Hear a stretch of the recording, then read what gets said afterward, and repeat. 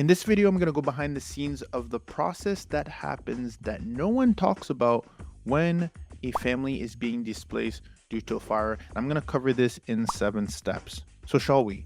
Step number 1.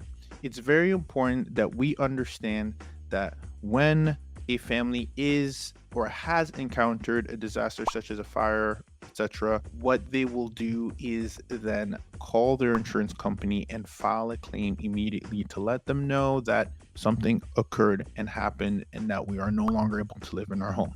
Now, two things can happen. One of two things can happen. One is that they relocate with family or relocate to a hotel right away and they're footing the bill up front, right? Until they get their insurance company involved, like a State Farm, Allstate, AIG, you name it, MetLife, USA, whatever companies, they will then file a claim. And then once that claim opens, it opens for 2 reasons. One is to actually start to assess all the damages that occurred, which can take months and months. But another one is the one that's most important for this conversation. It's about their additional living expenses, their loss of use. This is what budget that they have, which is typically anywhere from 25 to 30% of the dwelling values of the property that they're coming from, that the policy is coming from. That amount of money is what will be allocated and what they're eligible to use temporarily until they're able to move back home. So what will happen is then that's step number 1 is filing claims. Step number 2 is the insurance company does not by any means have the bandwidth to reach out to homeowners like ourselves who are primarily ready to host these families, because we know that we're going to be able to host them and we're solving a big problem for them along with their pets, and therefore this is why we're able to charge a premium. They're going to work with a temporary relocation company, and therefore they already have contracts and a relationship in place where they're just pushing through, hey, there's another family for you to relocate. And now the temporary relocation agency has your file, has the policyholder's file to start looking for alternative living solutions for them with respect to their loss of use budget and the home that they're coming from.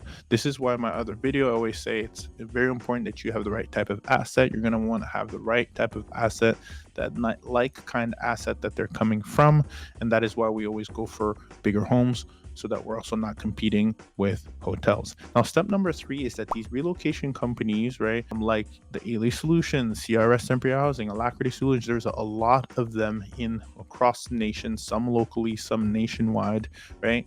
Those relocation or temporary relocation companies have what we call relocation specialists. And this is step number 3. The relocation specialist is going to go into the marketplace, boots on the ground, not actually boots on the ground, but virtually boots on the ground, and looking at areas like Furnish Finder, Airbnb, Zillow, their database, aka their websites, where they have homeowners who have raised their hand, like us, like you. You want to make sure you've raised your hand and you're saying, I want to do business with you, and therefore I'm raising my hand to be in your database.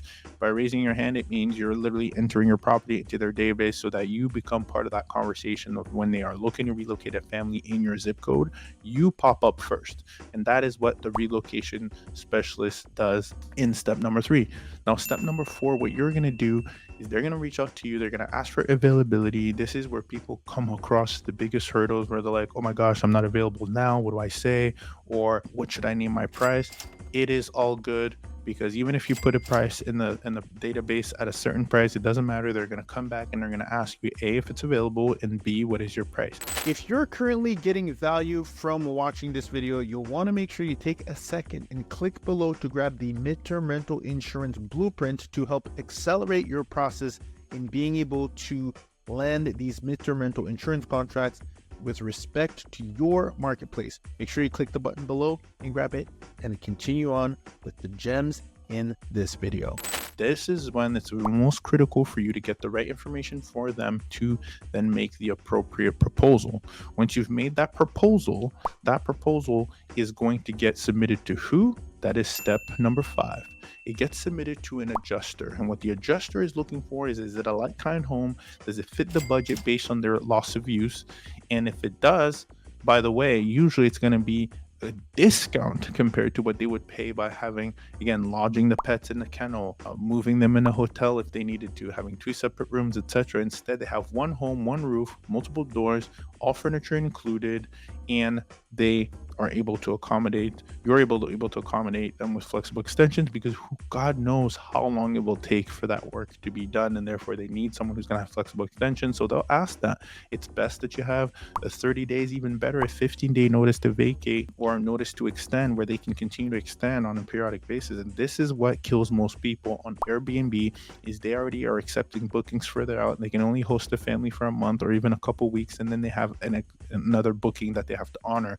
That is where the sweet spot is, and the opportunity is in the marketplace for you to come in and understand that you're not going to accept further bookings. You're going to work with this family and be a steward of your calendar and make sure they give you a notice to extend, notice to vacate on a timely basis, so that you can continue to organize yourself. Now, we implement a hybrid strategy, which that's something you're interested in. You can find out more about. We've covered many masterclasses on this, but it's very important that you're positioning yourself accordingly. Now, what happens is the adjuster can either reject it or approve it. If it is approved, therefore now the family are the ones in the position of power where they're going to walk that property only once it's been approved, so we're not wasting anybody's time, and the families are not walking properties that haven't been approved by the adjuster. Once it is approved by the adjuster, the family has the green light where they're going to set up a visit with you, the homeowner, so you can walk them through and let them know it's a good fit. This is where sales tactics is very important, for you to let the family know that, hey, by the time you get into your car, this home may not be available. It's best that we move quickly on this. You don't really have time for them to shop around. You want to lock the deal now, right? So when the family walks your property, they get the final say, and you need essentially two approvals to move forward, right? You're going to need the adjuster's approval in step number 5, and then step number 6, you're going to need the family to actually approve it. And once that's done, beautiful thing is that's when you set up your contract. Either they provide a lease, that's when you get your payout as soon, right before they walk in, right before they check in on the day of. We like to go ACH. We like to save paper, but we do like our money, and we do accept that ahead of time. And once that's ahead of time, here again, a steward of your calendar, the family is successfully temporarily relocated, and they are there to stay. And keep in mind, for fire, the adjusters will provide an approval that is typically going to be for less time than is actually needed, because they want to be conservative. So if they tell you 3 months, there's a good chance it's 6 months. If they tell you 4 months, there's a good chance it's 6 months. Or if they tell you 6 months, there's a good chance it's 9 months. They're being conservative because they don't want to ever over commit to a lease. They'd rather extend as needed.